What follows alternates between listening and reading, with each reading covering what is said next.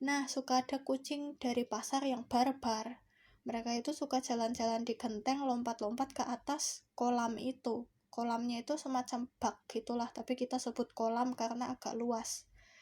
Nah, kucing itu kalau lagi berantem, kan suka ngeliat-liat, lompat-lompat tuh asal. Banyak tuh yang kejebur di situ. Dan kejeburnya itu bukan di tempat yang rendah, tapi di tempat yang tinggi. Jadi ada 2 tingkatan, satu lebih tinggi, terus yang satunya lebih rendah sedikit. Nah, kalau yang lebih rendah sedikit itu, papaku ini masih bisa ngeliat, maksudnya kepalanya itu masih bisa lihat isi kolamnya. Sedangkan yang lebih tinggi itu nggak bisa, jadi harus naik kursi dulu baru bisa, atau naik tangga dulu baru bisa. Nah, waktu itu banyak banget kucing pasar yang kejebur di situ, dan kadang kita nggak denger gitu loh, karena jauh dan jarang dilewati orang. Jadi ketika itu ada satu kucing kembang asem.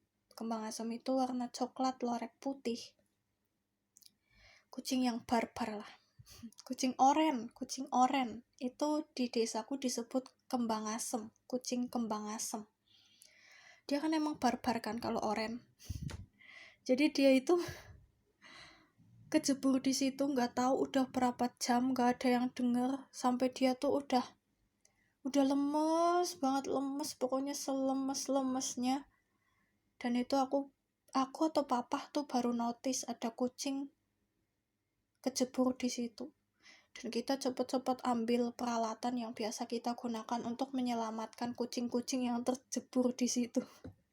Enggak sih, peralatannya itu gampang. Kalau nggak kandi itu kantong beras gitu ya. Kalau nggak kandi itu keset yang terbuat dari karung beras, tapi karungnya itu yang lebih tebal, yang warna coklat. Biasanya dari kain. Atau kita ambil lap gitulah, pokoknya kita ambil kain untuk dilempar, kemudian ketika kucing itu nyakar, mencengkram kainnya itu ditarik ke atas, jadi mereka bisa selamat gitulah. Dan itu benar-benar kucing itu tuh sampai kayak benar-benar hampir mati lah, pokoknya udah pucet, udah kayaknya nggak bisa nafas, udah kehabisan energi juga, udah hampir tenggelam. Untung itu selamat.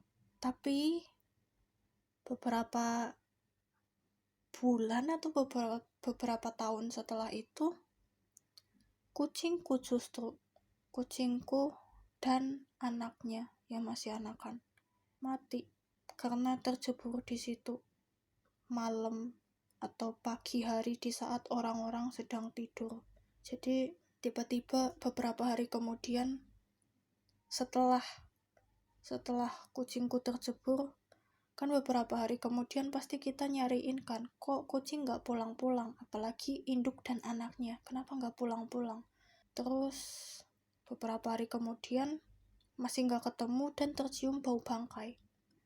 Karena baunya itu sangat menyengat. Biasanya kan tikus yang baunya sangat menyengat atau celurut. Jadi papa mencoba untuk naik dan melihat isi kolam. Ternyata kucingku dan anaknya tenggelam. Itu udah posisi ngambang sih, udah perutnya menggelembung. Dan itu sedih banget, karena kita kan selalu menyelamatkan kucing pasar, kucing liar, tapi kucing sendiri justru tidak terselamatkan. Di situ lagi-lagi aku marah sama Tuhan. Kenapa tidak adil? Kenapa kucing lain diselamatkan tapi kucingku harus tenggelam di saat yang tidak tepat? Sejak itu aku jadi benci sama kolam itu. Tapi kemudian ketika aku kenal tentang terapi ikan, aku sempat minta kolam itu dibobol aja, dijadiin pendek, dan kita jadiin kolam ikan gapi untuk terapi. Jadi biar ikannya tuh makan-makanin kulit yang ada di kaki gitulah.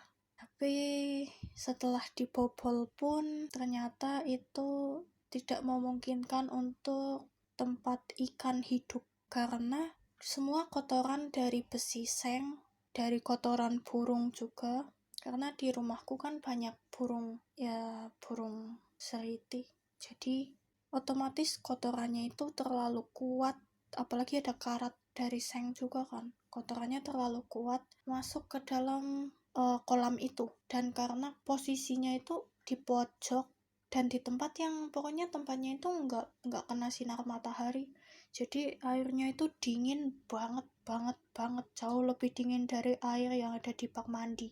Jadi tidak memungkinkan untuk ikan bisa tinggal di situ, bisa hidup di situ. Jadi lagi-lagi gagal sih. Cuma sekarang lebih aman karena kalau ada kucing yang masuk, mereka bisa menyelamatkan diri sendiri. Karena udah nggak se ekstrim yang dulu kan.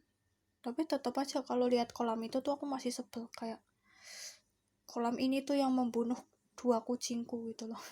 Tapi ya udahlah ya, udah terjadi juga, udah nggak akan terulang juga. Tapi itulah pengalaman seorang bocah pecinta kucing, pecinta hewan peliharaan. Nggak cuma kucing sih, tapi yang paling dramatis emang kucing sih. Kucing tuh dalam hidupku tuh udah kayak mendarah daging, ceritanya udah banyak banget.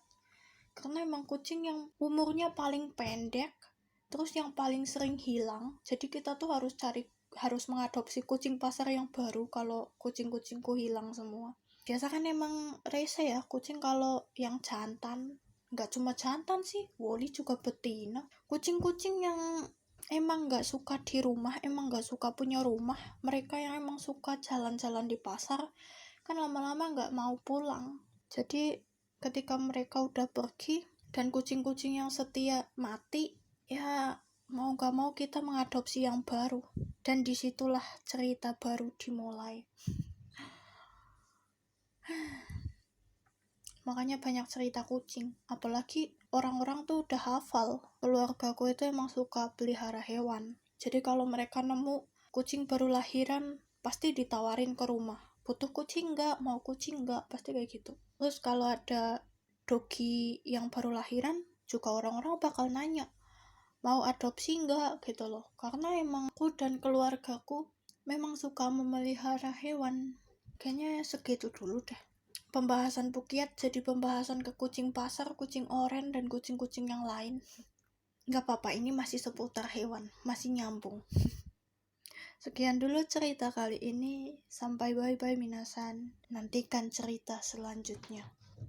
Jana.